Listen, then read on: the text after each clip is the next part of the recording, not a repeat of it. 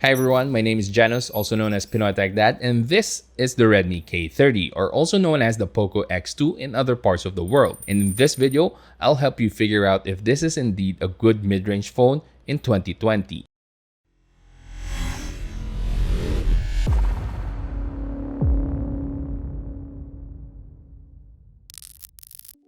The Redmi K30 surprisingly came out in December 2019 with its predecessor, the Redmi K20 or the Mi 9T, coming out just 8 months before it.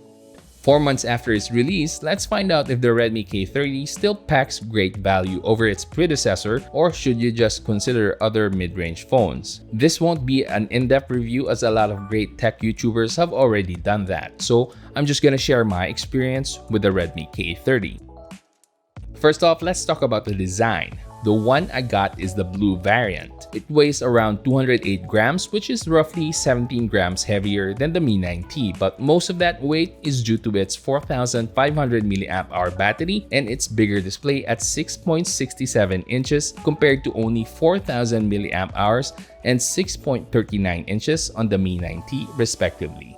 The most glaring difference when it comes to design with the Redmi K30 from the Mi 9T is its front-facing camera. With the Redmi K30, you now get 2 punch holes instead of a pop-up camera. One is for the 20-megapixel camera and another is for the depth sensor. Personally, I like the pop-up camera design better as it gives you a full, uninterrupted display. Now at the back, you get a quad camera setup with the main draw being the 64-megapixel wide-angle lens.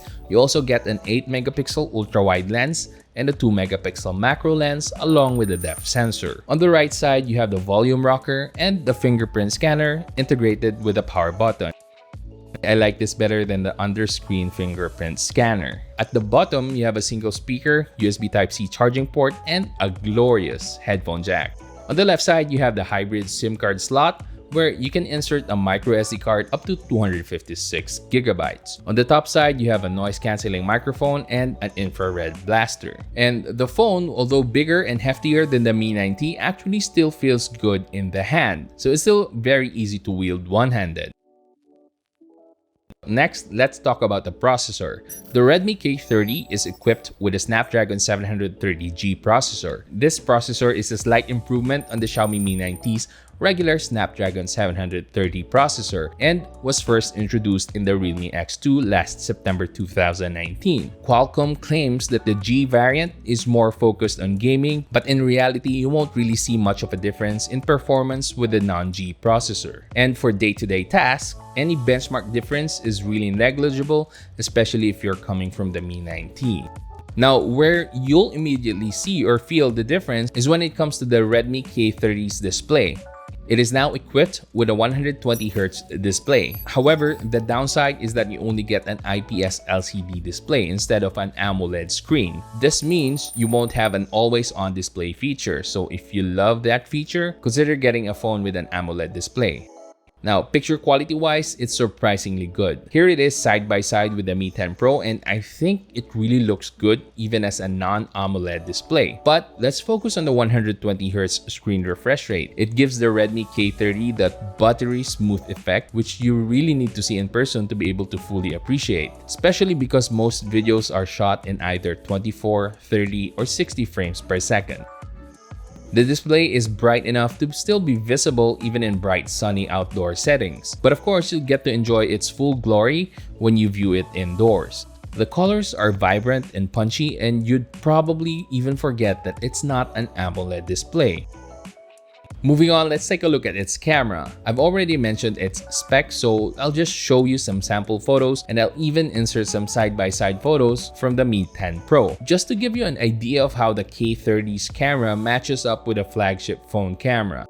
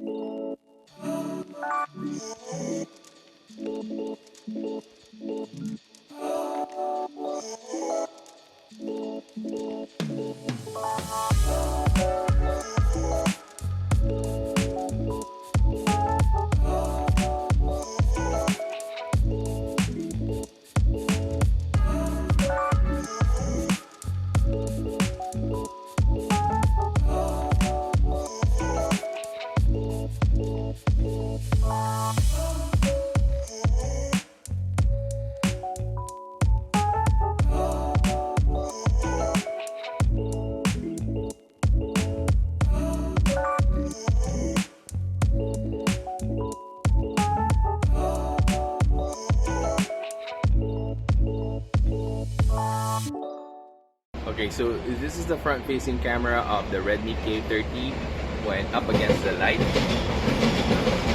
So the light source is right there, that's the sunlight. And this is what the image will look like if you're against the sun.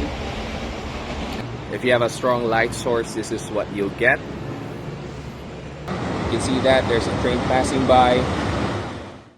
Okay, so the only thing I don't like about the camera is that it can't record at 4K 60 frames per second. But overall, the quality for its price is really good. Don't expect to get good low light photos, as Xiaomi did not equip this with the best lens or sensor for low light shots.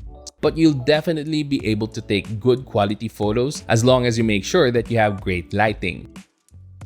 Now more than ever, people care a lot about gaming experience on the phone. With the Redmi K30, I found myself enjoying playing games just as much as I enjoyed playing on the Mi 9T. It's a very capable phone when it comes to gaming, and you'll be able to play most of the top games available on Android right now. Just don't expect to be able to use high graphics all the time.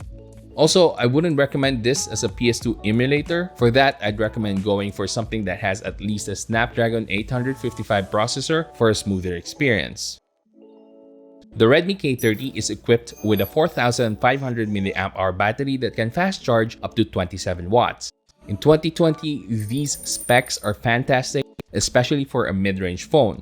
Expect to get around 12 hours of normal usage with 120Hz refresh rate turned on. But you can adjust the display refresh rate to 60Hz for an additional 3 to 4 hours of usage time. Personally, as a power user, I charge the Redmi K30 twice a day. Also, it's worth mentioning that the Redmi K30 does not have wireless charging capability. Okay, so we're nearing the end of the video, and I did warn you that this won't be an in-depth review, but more of an experience sharing. Overall, I do think the Redmi K30 or the Poco X2 is a great mid-range phone in 2020. The Snapdragon 730G will hold up really well all throughout the year. It will breeze through your daily tasks and will still be very reliable when it comes to gaming. In addition, the Redmi K30 64-megapixel camera will also be at par with the standard for most mid-range phones in 2020. So it's definitely a keeper if you're into phone photography. And at only $320, the Redmi K30 offers a lot of value for its price, just like its predecessor. So if you're in the market for a new mid-range phone, you should definitely consider the Redmi K30 or Poco X2. Before I finally end this video, let me just give a quick shout out to Gadget Psychic YouTube channel for the Redmi K30 Assist. If you want more tech-related content, please do check out his channel. Also, check out the product links in the description box, as I might be able to provide discount coupons as well. Anyway, if you enjoyed this video and found it helpful, please give it a thumbs up, subscribe to my channel, and hit that bell button so you can watch more videos like this in the future. That's it for today, guys. Have a great day.